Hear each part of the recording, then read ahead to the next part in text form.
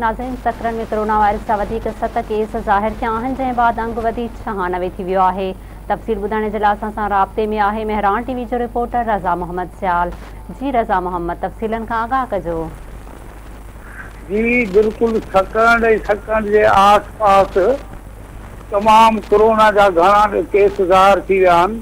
ताज़ो सकरन लॻ commando centre आहे पुलिस जो, उन में 50 मां 7 पॉज़िटिव रिपोर्टूं अची वियूं आहिनि, जिन में DSP राहत सोलंकी, सब इंस्पेक्टर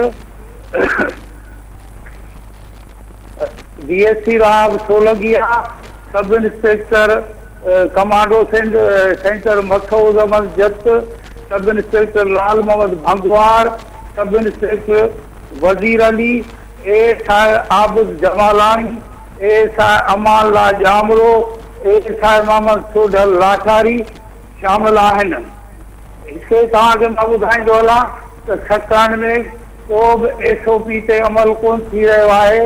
हिते अवाम जेको आहे सो बिल्कुलु को बि एहतियात कोन थी करे, तंहिंजे करे ही केस वधी रहिया आहिनि। जी रज़ा मोहम्मद, तव्हांजी महिरबानी।